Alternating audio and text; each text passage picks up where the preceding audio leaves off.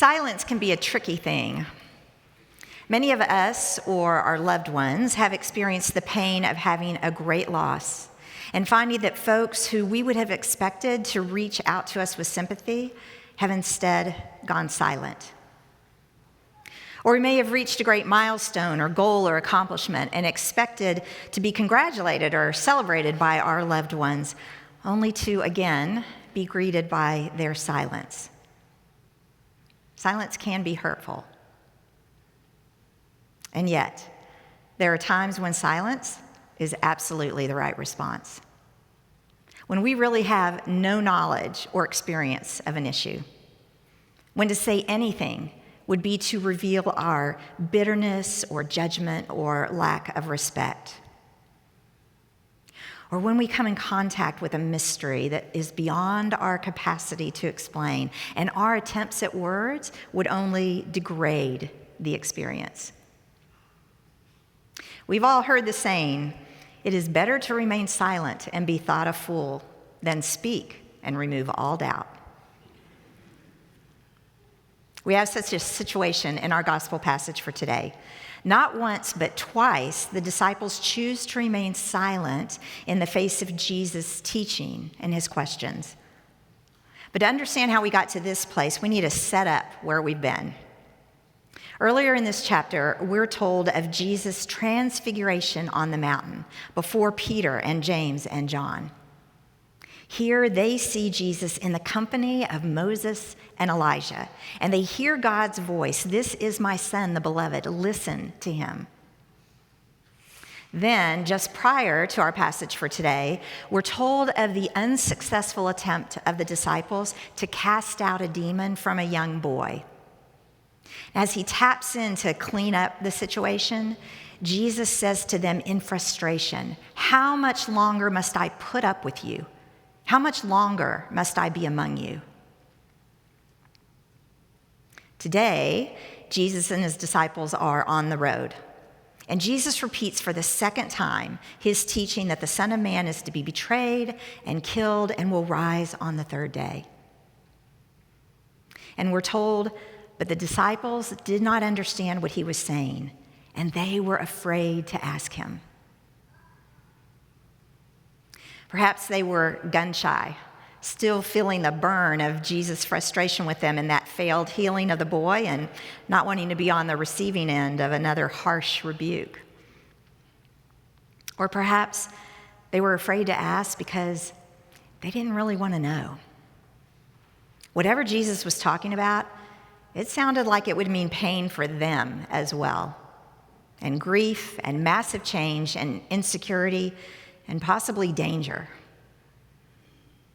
Rather than questioning and processing with Jesus, rather than asking them how they could support him in this development, they remained silent.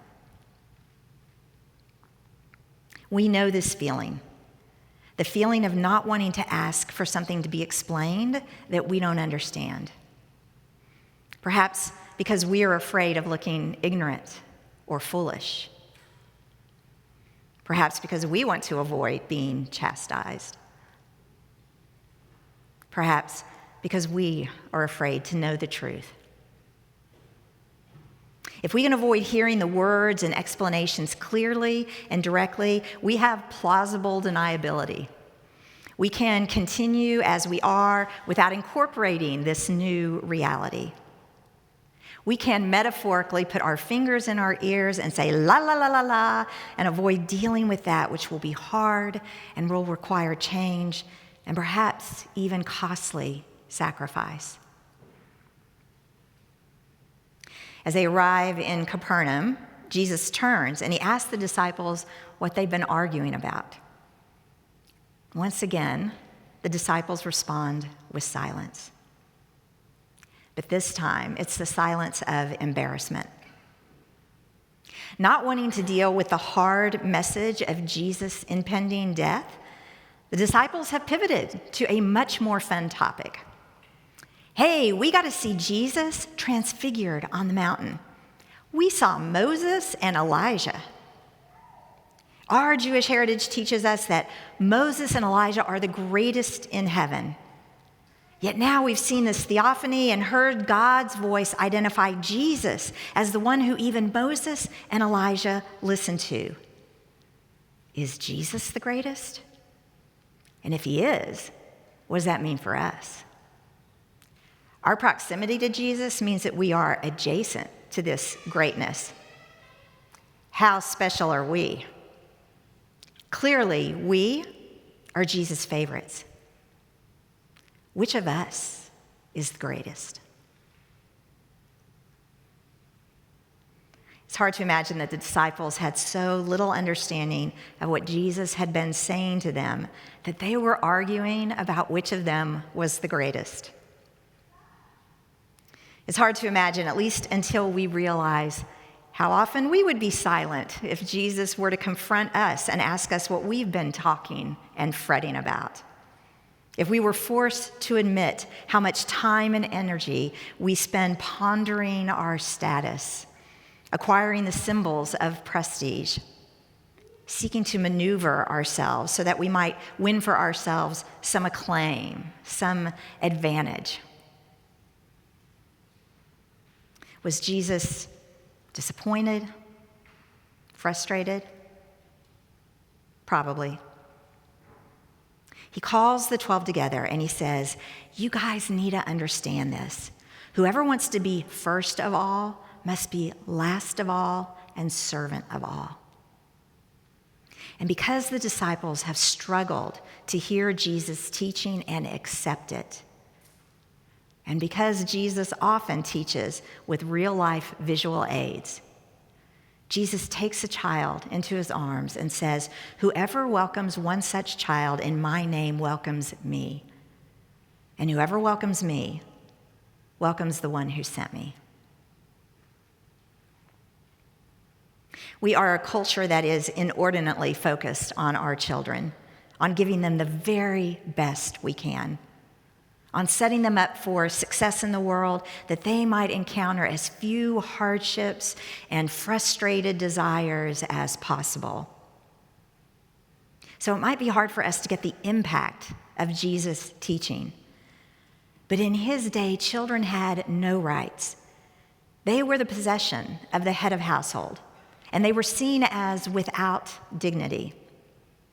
You would obtain no benefit from offering a child the hospitality or honor or respect that you might offer one of higher status or one whose favor you wanted to curry.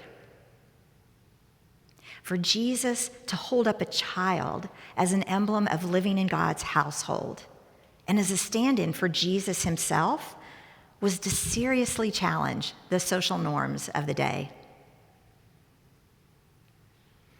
Jesus is calling for a huge attitude adjustment among his disciples. If you would be great in God's kingdom, you would welcome the children. In this teaching, Jesus is not asking that we be like children. He's lifting up the person who welcomes the child, who honors the child, who values the child, who serves the child. This is the model of discipleship. Jesus invites the disciples to imagine that abundant life comes not through gathering power, but by displaying vulnerability. Not through accomplishments, but through service. And not by collecting powerful friends, but by welcoming children. St. Michael Church and St. Michael's School have recently completed a huge renovation of the education wing of our campus. We now have safe, modern, creative spaces for our school children. And we have new classrooms for our children and youth and adults of this congregation. We have intimate rooms, and we have meeting-sized rooms, and we have large rooms that can hold hundreds of people. We committed to this project because we are committed to our community. We are committed to welcoming your children, that they might know the love of God through stories and teaching and by the love shown by the adults who are around them. And we're committed to welcoming the children and families who are not yet here, who will discover this wonderful, safe, and welcoming place in the years to come. When we commit to form our children in the love and grace of God, we are committing to the future health of the church and to the spread of the kingdom. We are preparing for the time when our children will take the baton from us and continue to carry the love of Christ forward into the generations that stretch out before us.